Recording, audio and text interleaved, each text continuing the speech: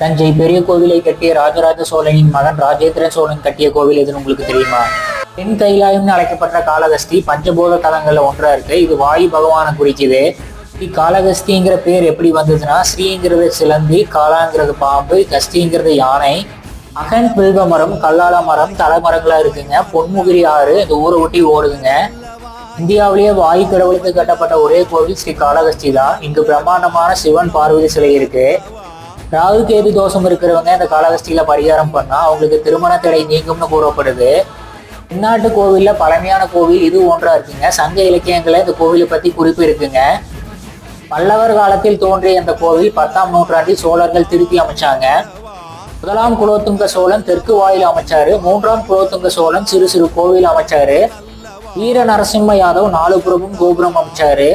தமிழர் கட்டிடக்கலை கொண்டு உருவான கோவில். கண்டிப்பா அந்த கோவில் உங்களை பிரமிக்க வைக்கும்.